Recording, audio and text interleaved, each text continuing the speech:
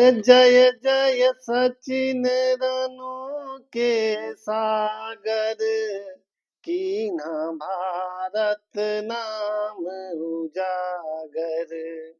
साथ तुम्हारे अनिल गांगुली, उठती कभी न तुम पे उंगली।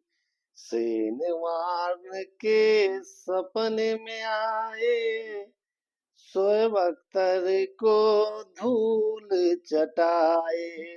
नमस्कार मित्रों, मैं संदीप चंचल चंचल की चहल में आप लोगों का हार्दिक स्वागत और अभिनंदन करता हूं। अगर चैनल को आप लोगों ने सब्सक्राइब नहीं किया तो एक बार चैनल को सब्सक्राइब कर लीजिए। ये सचिन चालीसा की कुछ पंक्तियां मैंने आपके बीच में इसलिए पढ़ी कि आज मैं ठीक आपको एक ऐसी दास्तान सुनाऊंगा जो कि एक खेल से ज्यादा एक जंग के रूप में लग रहा था। बात कर रहा हूं मैं 2003 1 मार्च की, यानी कि आज से 22 साल पहले की। लेकिन आज भी उस मैच को जब सोचता हूं तो यादें उतनी ही ताजा होती हैं। तब कहीं कहीं रेडियो पर कमेंट्री सुनी जाती थी, कहीं कहीं टीवी हुआ करती थी। हमारे भी घर में एक रेडियो हुआ करता था, लेकिन इतना इंपॉर्टेंट मैच हुआ करता था कि वो रेडियो शायद ही फ्री हो पाता। लेकिन गांव में ही एक मान्यवर के घर में रंगीन टीवी पर वो मैच मैंने घर से छुप के देखा था, इसलिए उसकी दास्तान आज भी हमारे यादों में है। तो ज्यादा बातें ना करते हुए सीधे चलते हैं साउथ अफ्रीका की चिलचिलाती हुई धूप में। दिन था शनिवार, टाइम था दोपहर का 2 बजे और तारीख थी 1 मार्च। 22,000 टिकटें थी उस सेंचुरियन के मैदान के लिए, और 22,000 टिकटें 6 महीने पहले ही बिक चुकी थी। ये क्रेज था उस समय वर्ल्ड कप के 2003 के मैच का, जहां पर पिछले 2 मैच अपने हार कर आ रही थी पाकिस्तान, एक ऑस्ट्रेलिया से और एक न्यूजीलैंड से। लेकिन सबसे नजदीक जो गई थी ऑस्ट्रेलिया के, वो गई थी पाकिस्तान। इसलिए पाकिस्तान को हल्के में लेना बिल्कुल गवारा नहीं था भारत के लिए। और जितने भी क्रिकेट फैन थे सब उसी मैच का इंतजार कर रहे थे और वो घड़ी आ गई थी। सबसे पहले तो हाथ मिलाकर मोमेंटम शिफ्ट करने के लिए जब कहा जाता है तो एक बड़े खिलाड़ी का बयान आता है, मैं नाम नहीं लूंगा। वो बोलते हैं कि ये खेल का मैदान है, नॉर्मल सा एक मैच है, इसमें कोई भारत और पाकिस्तान की सीमा नहीं है। लेकिन वो प्रक्रिया की जाती है, इसी से पता लग जाता है कि आईसीसी के इवेंट में भारत पाकिस्तान का मैच कितना दमदार होता है। मैच के पहले दोनों टीम के खिलाड़ी काफी टेंशन में थे, लेकिन राहुल द्रविड़ ने साफ कह दिया था एक प्रेस कॉन्फ्रेंस में कि ये मैच हमारे लिए सामान्य मैच की तरह होगा। लेकिन दबाव इसी से झलकता था कि उस दिन लंच करने के लिए कोई भी खिलाड़ी जो है वो बैंक्वेट हॉल में न जाकर टेनिस टेबल पर किया था। और सारे हमारे जितने खिलाड़ी थे बैट ऐसे पकड़ कर आ रहे थे जैसे लग रहा था कि रण क्षेत्र में वो हथियार पकड़ के जा रहे हैं। तो बहुत ही हाई टेंशन मैच था। दोपहर के 2 बजे टॉस होता है। पाकिस्तान के कप्तान वकार यूनिस टॉस जीतते हैं और सबसे पहले बल्लेबाजी करने का फैसला लेते हैं, जहां पर उनकी गेंदबाजी में एक शानदार तिकड़ी थी। उछाल लेती हुई अफ्रीका की पिचों पर वसीम अकरम के साथ वकार यूनिस, उनके साथ में शोएब अख्तर, तो वहीं पर उनके साथ जो ऑलराउंडर का समावेश था अब्दुल रज्जाक और शाहिद अफरीदी। बैटिंग का भी यही हाल था, ऊपर से सईद अनवर, यूनुस खान, यूसुफ योहाना और इंजमाम उल हक जैसे धुरंधर बल्लेबाज महारथी उनकी टीम में शामिल थे, जो ऊपर से मोमेंटम शिफ्ट करते थे तो नीचे आकर शाहिद अफरीदी का बोम बोम अंदाज और रज्जाक के छक्कों की छड़ी पाकिस्तान को उस शिखर तक पहुंचाती थी जिसमें वो जीत दर्ज कर सकते थे। इन्हीं उम्मीदों के साथ मैच शुरू होता है। पहली गेंद फेंकी जाती है और पूरे पहले घंटे में पाकिस्तान हावी रहता है। उस जमाने में जिस टाइप का क्रिकेट होता था, 58 रनों की पार्टनरशिप हो जाती है। और इसी बीच में जहीर खान की एक गेंद पर तौफीक उमर 22 रनों के योग पर बोल्ड हो जाते हैं। उस समय 58 रन योग होता है पाकिस्तान का, लेकिन सही जानवर एक तरफ अंगद की तरफ पैर जमाए पारी को आगे बढ़ाते रहते हैं। उसी बीच में जब देखा जाता है कि पहला घंटा पूरी तरीके से निकल गया तो उस दिन रज्जाक का प्रमोशन कर दिया जाता है और उनको नंबर 3 पर भेज दिया जाता है। लेकिन वहां पर भी रज्जाक ज्यादा देर कुछ कर नहीं सके और नेहरा ने उनको विकेट के पीछे राहुल द्रविड़ के हाथों कैच करवा दिया। तो इस प्रकार दूसरे विकेट का पतन होता है और फिर आते हैं इंजमाम उल हक। बहुत ही उस समय उनका पीक का दौर था। आते हैं, किन्हीं गलतियों के कारण से वो रन आउट हो जाते हैं और अब एक समय थोड़ी दयनीय स्थिति में पाकिस्तान अपने आप को देखता है। लेकिन यहाँ पर आ जाते हैं उनके रन मशीन यूसुफ योहाना, बड़े ही अच्छे बल्लेबाज थे जिनको बाद में मोहम्मद यूसुफ के नाम से जाना गया। अब मोहम्मद यूसुफ और सईद अनवर मिलकर पारी को आगे बढ़ाने लगते हैं लगातार और भारत विकेट की कोशिश करता रहता है लेकिन विकेट नहीं मिलता।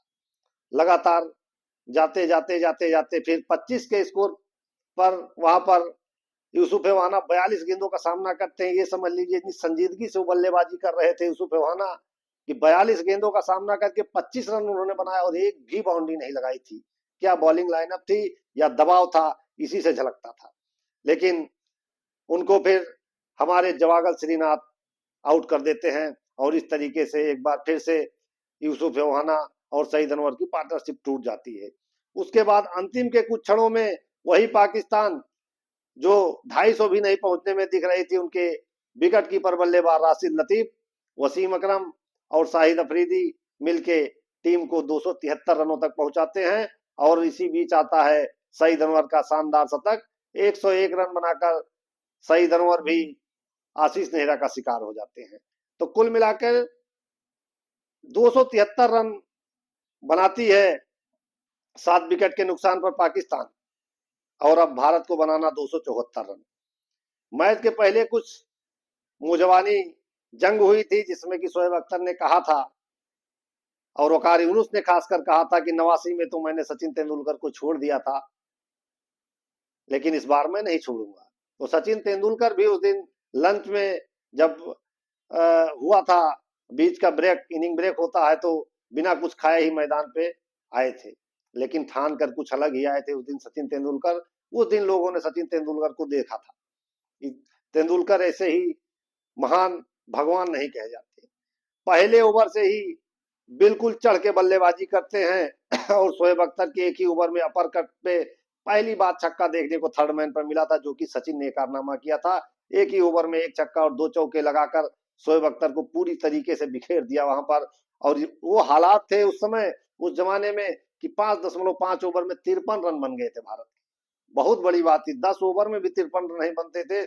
उस दिन 6 ओवर के समथिंग, 6 ओवर भी नहीं पूरे हुए थे, 53 रन भारत के हो गए थे। इसी बीच उसकी एक गेंद पर वीरेंद्र सहवाग आउट हो जाते हैं। तो 30 प्रकार 53 रन पर पहला विकेट भारत का वीरेंद्र सहवाग के रूप में गिरता है। लेकिन तब तक वीरेंद्र सहवाग 14 गेंदों में 21 रन बनाए हुए थे, जिसमें 3 चौके और एक गगनचुंबी छक्का शामिल था। उसी बीच दादा आते हैं, जैसा कि उनका फेवरेट वन डाउन था। दादा उस दिन बदकिस्मती से वकार यूनुस की एक गेंद पर आउट हो जाते हैं। सहवाग के जस्ट तुरंत बाद 53 रन पर भारत का 2 विकेट गिर जाता है। उसके बाद आते हैं मोहम्मद कैफ, क्योंकि रन रेट ठीक ठाक था। मोहम्मद कैफ ने एक एंकर की भूमिका निभाई। 60 गेंदों में 5 चौकी की मदद से 35 रन बनाए वहां पर मोहम्मद कैफ, और फिर मोहम्मद कैफ भी आउट हो गए। मोहम्मद कैफ के आउट होने के बाद भारत की सांसें एकदम से 125 करोड़ जनता की सचिन के कंधों पे थी और सचिन उसको लगातार नया स्वरूप दे रहे थे, नया कीर्तिमान रच रहे थे। चाहे वकार हो, चाहे वसीम हो, चाहे अख्तर हो, लगातार आते थे, बॉल डालते थे, सचिन उसको चौका मारते थे और बॉलर मायूस होकर दोबारा अपने बॉलिंग रन पर जाता था। लगातार पारी बढ़ रही थी कि 98 के स्कोर पे भारत का स्कोर 177 रन था कि तभी सचिन तेंदुलकर बदकिस्मती से शोएब अख्तर की गेंद पर आउट हो जाते हैं। एक बार पूरे स्टेडियम में सन्नाटा सिहर जाता है और पूरा भारत दुआएं करने लगता है कि भारत किसी तरीके से मैच जीत जाए। लेकिन वहां पर होती है मैदान पर वापसी कहा जाए या मैदान पर आगाज होता है युवराज सिंह का। युवराज सिंह 53 गेंदों में 6 चौकों की मदद से 50 रन और 76 गेंदों में एक सधी हुई पारी दवाल के नाम से प्रसिद्ध राहुल द्रविड़ ने 44 रन बनाकर 276 रन बनाकर भारत को एक शानदार जीत दिलाई और भारत इसी के साथ सुपर 6 में प्रवेश कर गया।